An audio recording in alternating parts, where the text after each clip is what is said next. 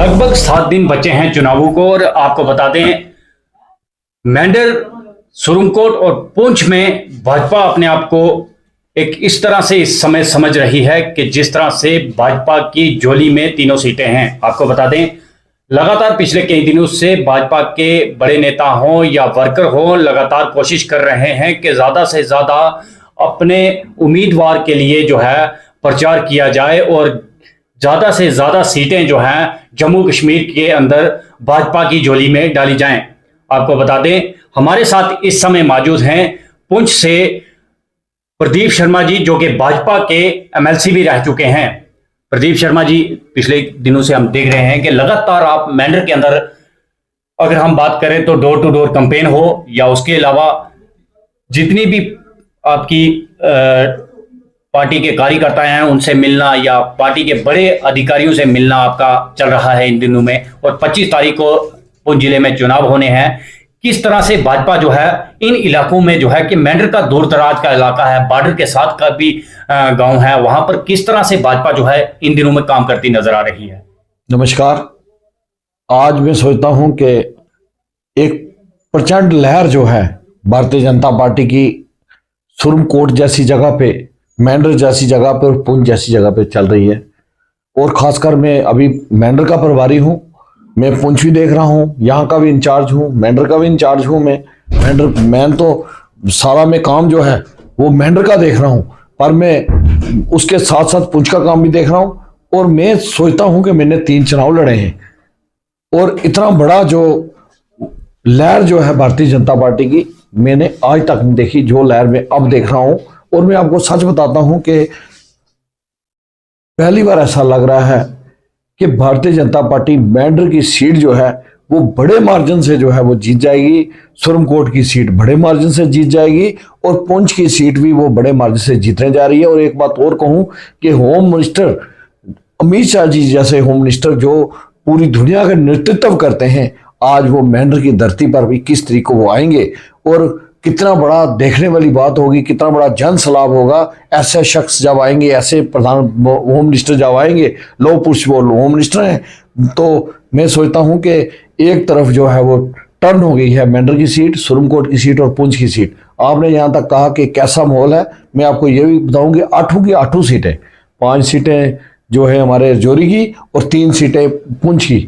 ये भारतीय जनता पार्टी इस टाइम एक भी सीट जो है वो हारने नहीं जा रही है। 8 की 8 सीटें भारतीय जनता पार्टी जीतेगी और जम्मू कश्मीर में जो सरकार बनेगी वो भारतीय जनता पार्टी की बनेगी और chief minister Bharatiya Janata party का होगा। प्रदीप शर्मा जी, देखा जा रहा है कि जब सीट लॉन्च हुई थी मेंढर की तो कुछ पार्टी के वर्कर हो या लीडर हो अपना पल्ला जो है वो पीछे कर लिया था, उन्होंने एक तरफा जो है जाने लगे थे। और देखा ये भी जा रहा था कि कुछ पार्टी की तरफ से इस तरह की आवाजें उठ रही थी कि जो मेंढर के अंदर कैंडिडेट हैं वो किसी अलग पार्टी में जा सकते हैं, पर जब आपको वहां की जिम्मेवारी दी गई तो वो पार्टी के साथ जो है जुड़ते हुए नजर आए। मैं सोचता हूं कि सीट मांगने का अधिकार सबको है, चाहे वो हमारे वहाँ के जो लोकल लीडर थे हमारे उनको भी था, सुरंगकोट के लोकल लीडर उनको भी था, पुंछ के हम सब लोकल लीडर हैं उसमें मैं भी हूँ, हमें सबका था। जब सीट मिल जाती है तो फिर सबको ही पार्टी का काम कर रहा होता है, क्योंकि हम पार्टी जो है वो कमल के निशान पे हम वोट लगाते हैं, कमल के निशान के साथ हम जुड़े हुए हैं। हम किसी व्यक्तित्व, किसी ऐसे व्यक्ति तो तौर पर किसी के साथ नहीं जुड़े हुए हैं, किसी इंसान के साथ नहीं जुड़े हुए हैं, हम पार्टी संगठन के साथ जुड़े हुए हैं। पर मैं आपको ये बात बताऊं कि 2 दिन के बाद 2 दिन एक निराशा होती है जब सीट ही मिलती है मेंढर में। तो मैं उनके पास 10 बार गया हूँ, उनके घर में जाकर मनाया। बाद में हमारे जो भारत के महामंत्री तरुण चुग जी और हमारे संगठन महामंत्री जो हैं अशोक कोल जी, हम सब ने प्रयास किया और मैं भी उनके साथ था। उन प्रयासों की वजह से आज जो वहाँ पर टीम बना, एक माहौल बना, टीम वर्क हुआ, आज पूरी मेंढर की सीट जो है आज जो है बहुत आगे चली गई है और भारतीय जनता पार्टी के बाकी जितने भी कैंडिडेट हैं भारतीय जनता पार्टी के वो पीछे खड़े हैं। और मैं आपको दावे से ये कहता हूँ कि इतना बड़ा वोट डिस्ट्रिक्ट पुंछ में सबसे ज़्यादा अगर वोट कोई लेगा तो वो हमारे भारतीय जनता पार्टी का मेंढर का कैंडिडेट जो है वो 1 नंबर पर रहेगा और बड़ा प्रचंड मार्जिन से वो जीतेगा और सबसे ज्यादा मार्जिन उसी का होगा। प्रदीप शर्मा जी, 3 इलेक्शन आपने खुद भी लड़े हैं। अगर हम बात करें तो जिस तरह से आपने पुंछ के अंदर बीजेपी को ऊपर लाया है? क्योंकि पहले हम देखते थे कि बीजेपी उस लेवल तक नहीं पहुंच पाती थी। आपके भाजपा से इलेक्शन लड़ने के बाद भाजपा ने एक अपना वोट बैंक जो है उसको ऊपर लाया है। 3 इलेक्शन की अगर बात करें, उनमें जो वोट आपने वोट बैंक बनाया है वो क्या इस बार गनी साहब के खाते में जा सकता है? मैं आपको एक ही बात कहूंगा, ज्यादा नहीं कहूंगा। मुझे 33 साल पहले युवा मोर्चा का मैं अध्यक्ष बना था 91 में। कुलविंदर गुप्ता, पहले मोहन सिंह चौहान थे हमारे युवा मोर्चा के प्रेसिडेंट, फिर मैं वापस कुलविंदर गुप्ता जी के साथ युवा मोर्चा अध्यक्ष बना। फिर हमारे शमशेर सिंह मनास बने युवा मोर्चा के अध्यक्ष, तो मैं स्टेट का मंत्री, उन्होंने मुझे स्टेट का सेक्रेटरी बनाया, फिर स्टेट का वाइस प्रेसिडेंट बनाया। मैं अलग अलग पोस्टों में रहा। और मैं आपसे ये बात कहूं कि एक दौर ऐसा था कि भारतीय जनता पार्टी का टिकट जाकर जबरदस्ती घर में देना पड़ता था। आज से 20, 25, 30 साल पहले तो कैंडिडेट ढूंढना पड़ता था। हम कहते थे भाई साहब आप लड़ो, वो कहता था मैं आ जाऊंगा। हमें जमानतें बिचानी जो है मुश्किल हो जाती थी। आज कितना बड़ा दौर आया है, जन सलाब आया है, भारतीय जनता पार्टी कितनी चेंज हो गई है कि मुश्ताक बुखारी जी जैसा कैंडिडेट जिसने बहुत बड़ी लड़ाई लड़ी है पहाड़ियों के लिए, वो ऐसा कैंडिडेट जो एनसी का एक सीनियर नेता था पहाड़ियों के लिए, उसने नेशनल कॉन्फ्रेंस को ठुकरा दिया। आज वो वहां से सुप्रीम कोर्ट से खड़ा है और बुखारी साहब के साथ जो है पूरी जनता को पता है कि उनकी क्या कुर्बानी है। हमारे जो मुर्जा खान जो है मेंढर से कैंडिडेट हैं, एमएलसी रहे हैं, बहुत बड़े नेता रहे हैं, और ये भी कहते हैं कि बहुत मान सम्मान था इनका पीडीपी में, लेकिन आज उस सब पार्टियों को वो ठुकरा कर भारतीय जनता पार्टी की टिकट उन्होंने मांगी और टिकट ली। और वहां भी कंटेस्टेंट थे। और मैं खासकर पुंछ में बात करूंगा, बहुत बड़ा संघर्ष किया हमारे जो गनी चौधरी जी ने। मुझे पार्टी ने बहुत बड़ा मान सम्मान दिया। मैंने आपको बताया युवा मोर्चा में, बीजेपी में जनरल सेक्रेटरी, वाइस प्रेसिडेंट, ऐसी बहुत सी पोस्टों पर मैं रहा हूं। मैंने अपना सारा जीवन जो है संघर्ष में गुजारा है। लेकिन 3 चुनाव भारतीय जनता पार्टी ने मुझे लड़ाए, 3 और एमएलसी बनाया। मेरे लिए बड़ा, यही बहुत बड़ी बात है, मेरे लिए फख्र की बात है कि पार्टी ने मुझे बहुत कुछ दिया। आज भारतीय जनता पार्टी, ठीक है हर आदमी का होता है कि हम भी टिकट के दावेदार हैं, लेकिन जिसको टिकट दी है वो हम सबसे बड़ा नेता है। और पार्टी ने जो कंसेंसस बना के दी है टिकट। और खासकर ये भी आपसे कहूंगा, कोई ना कोई सर्वे कराया, सब कुछ किया, और जिसकी वजह से आज आपने देखा कि हमारा कैंडिडेट जो है भारी मतों से जीतेगा। आज हर जगह पे आप मंडी जाओ, लोरन जाओ, सब्जियां जाओ, ये नंगाली वाली बेल्ट में जाओ, 5 के 5 जो ब्लॉक है, जो सिटी में आज एक मतलब बहुत बड़ा एक लहर चल रही है भारतीय जनता पार्टी की। और हर दिन के साथ जो है चेंज हो रहा है और भारतीय जनता पार्टी आगे चल रही है। और भारतीय जनता पार्टी इस टाइम मैं सोचता हूं कि पुंछ में 1 नंबर है। बाकी 4-5 पार्टियां हमारे, उनमें से दूसरे नंबर की ओर लगी है कि दूसरे नंबर पे कौन आएगा।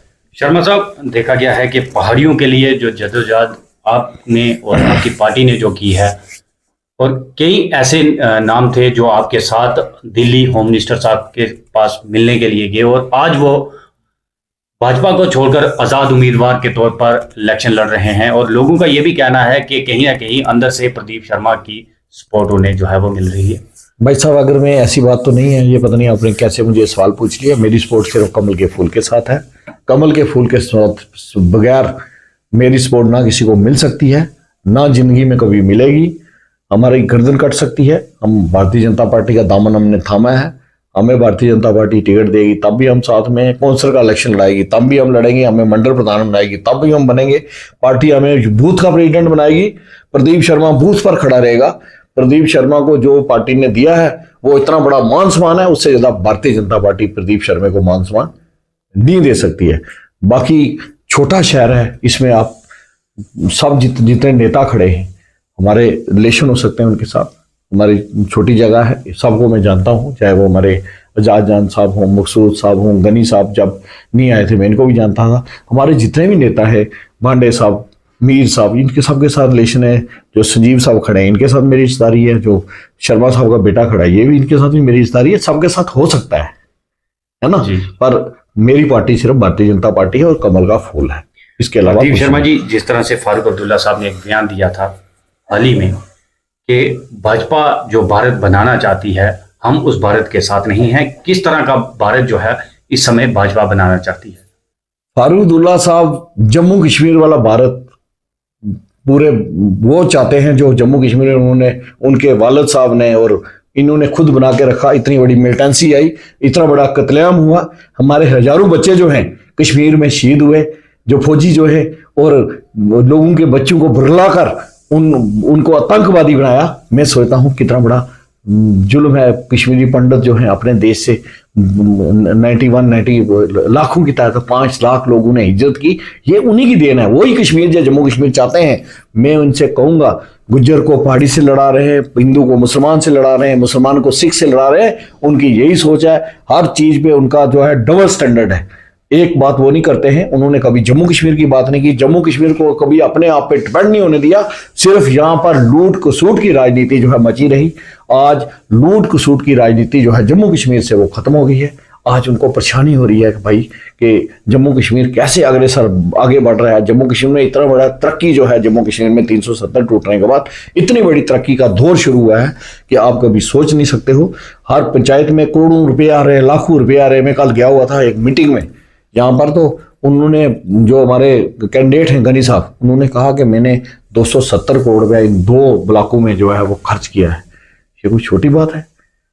हम एक पोल के लिए परेशान हो जाते थे। मेरे घर में, मैं खुद लेजिस्लेटर रहा हूँ, एमएलसी रहा हूँ, मेरे घर में लोग पोल लेने के लिए आते थे, मुझे पोल लगा के 5 पाइपें मांगते थे। भाई साहब एक्शन को फोन करो, 5 पाइपें मिल जाए। छोटे छोटे रस्तों के लिए लोग तरसते थे। आज एक डेवलपमेंट का एक हर घर में नल में जल, और हर जगह पोल ट्रांसफार्मर खुद अगर गवर्नमेंट लगा रही है।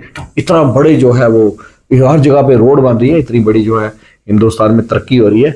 ये फारूक साहब को बर्दाश्त नहीं हो रही है। वो पता नहीं सोच रहे होंगे अपने सबको पटवाना है वापस से, नल भी पटवाना है तो जल भी लोगों का बंद करना है। हो सकता है वो नया भारत जो है लाइट के बगैर सोचते होंगे हम 300 साल पीछे जाएंगे, और नया भारत वो कोई नहीं, यही नया भारत वो देख रहे हैं। सर, देखा गया है कि जिस तरह से चुनाव पास आए हैं, 5 तो आखिरी सवाल रहेगा। मैनिफेस्टो भाजपा का सामने आ चुका है।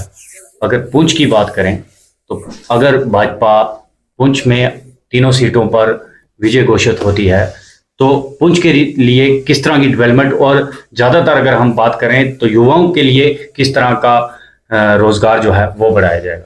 मैं सोचता हूँ कि हमने डिमांड भी की थी होम मिनिस्टर के आगे कि पुंछ में से 2 बटालियन जो है, अब हम सब पहाड़ी हो गए हैं, पहाड़ियों की 2 बटालियन रजौरी और पुंछ में से वो खड़ी करें।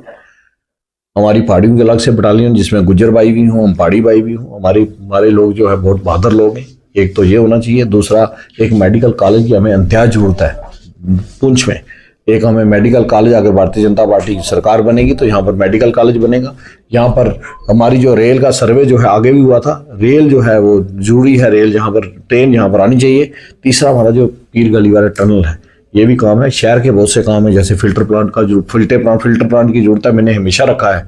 और जहाँ पर सर्कल रोड की जरूरत है, क्योंकि शहर में बहुत ज्यादा कंजेस्टेड हो गया शहर, यहाँ उसकी जरूरत है। और ट्रैफिक के लिए जो है बड़े बड़े जो हैं जहाँ गाड़ियाँ खड़ी करें हम ट्रैफिक के लिए, ऐसी सुविधा की जरूरत है। और मैं सोचता हूँ पुंछ एक डेवलपमेंट का दौर जो है वो शुरू हो गया, पुंछ डेवलपमेंट की तरफ बढ़ रहा है। सर, जिस तरह से रफूजी पिछले कई सालों से जो है एक मांग कर रहे हैं, जिस तरह उन्हें एक उम्मीद है सरकार से कि हमें जो है 25 लाख का जो तोहफा है वो भी भाजपा सरकार जो है वो देगी, क्या लगता है, क्योंकि आपने रफूजियों के लिए बहुत जद्दोजहद जो है वो की है, क्या लग रहा है इस बार जो है अगर भाजपा की सरकार बनती है तो रफूजियों की मांग भी पूरी की जा सकती है? भैया, सबसे बड़ी बात है कि जम्मू कश्मीर में सबसे ज्यादा अगर किसी को नुकसान हुआ वो पीओजे के विस्थापित पर्सन जो लोग हैं, जो वहां से आए थे, हमें धोखे से, हम बेसिकली अपनी जमीनें वहां छोड़कर आए थे, हमें इन्होंने विस्थापित घोषित किया, जैसे हमारे कश्मीरी पंडित भाइयों को किया। वो अपने घर में जा सकते हैं, हम अपने घर में नहीं जा सकते हैं। हम विस्थापित लोग हैं उनकी नजरों में। पर पहली बार किसी गवर्नमेंट ने हमारी सुध ली, 5,65,000 रुपया हमें राशि दी। हमारा डोमिसाइल, जो हमारे पीओजे के लोग बाहर चले गए थे जम्मू कश्मीर से, उनको जहाँ उनका डोमिसाइल में खुद बनाने के लिए गया। 25,000 डोमिसाइल हमने, 30,000 मैंने खुद जाकर अपने हाथों से हमने बनाए। मैं उस टीम में काम करता हूँ। और मैं आपको ये कहूँगा कि बहुत बड़ा स्मारक यहाँ कटरा के पास, बहुत बड़ा स्मारक जो है भारतीय जनता पार्टी जो है वो उन जो लोग हमारे शहीद हो गए थे, जो हमारे वहाँ लोग हैं, उनके नाम पर बहुत बड़ा स्मारक बनने जा रहा है।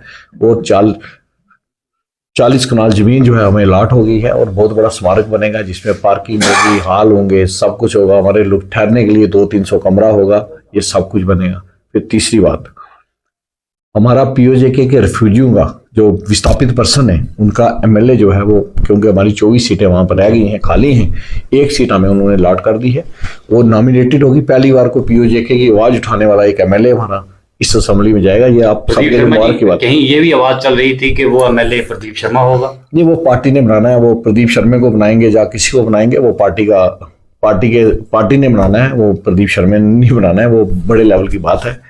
तो पार्टी ने हमें, मैंने आपको बोला पार्टी मुझे बूथ का एजेंट बनाएगी, मैं बूथ का एजेंट बनने के लिए तैयार हूँ। बूथ का प्रेसिडेंट एमएलए चौक छोड़ो, जो भी वो बनाएगी मैं तैयार हूँ। पार्टी के साथ हमेशा खड़ा रहा हूँ और खड़ा रहूंगा। उन जैसी जगह पे पिछले 30 साल हमने दे दिए। तब नेशनल कॉन्फ्रेंस, कांग्रेस और पीडीपी इनकी सरकारें होती थी, हम तब नहीं डगमगाए जब ये लोग थे, हमारे पास साथ कोई नहीं होता था। मैंने आपको कहा एक टिकट जो है वो भारतीय जनता पार्टी आकर जबरदस्ती किसी के गले में बढ़ती थी, आपने चुनाव लड़ना है। हम तब भी भारतीय जनता पार्टी के साथ डटे रहे। पार्टी ने जहां जो काम दिया, जो टारगेट दिया, जो हमें बोला, हमने वो अचीव करके पार्टी को बताया। आज तक हम खड़े हैं, हमेशा खड़े रहेंगे। ये मेरे लिए कोई बड़ी बात नहीं है कि पार्टी मुझे एमएलए, पार्टी मुझे एक वर्कर भी समझे, मेरे लिए बहुत बड़ी बात है। ये थे हमारे साथ एक्स-एमएलसी प्रदीप शर्मा जी, जो कि मेंढर, पुंछ और सुरंगकोट के बीच अपना जलवा जो है वो दिखा चुके हैं। और आपको बता दें, लगातार प्रदीप शर्मा मेंढर के साथ साथ पुंछ में भी जो है प्रचार करते हुए नजर आ रहे हैं। 25 तारीख को पुंछ के अंदर चुनाव हैं और सभी पार्टियां जिस तरह से अलग अलग जगहों पर जाकर प्रचार कर रही हैं, उसी तरह के लिए प्रचार जो है वो कर रही है। और देखा यह भी जा रहा है कि 21 तारीख को पुंछ में अमित शाह का दौरा भी है, उसको लेकर भी तैयारियां जोरों शोरों से चल रही हैं। ये थे हमारे साथ प्रदीप शर्मा जी, जिन्होंने खुलकर अपनी बात जनता के सामने रखी। शहजाद भट्ट के साथ सनी शर्मा, पुंछ।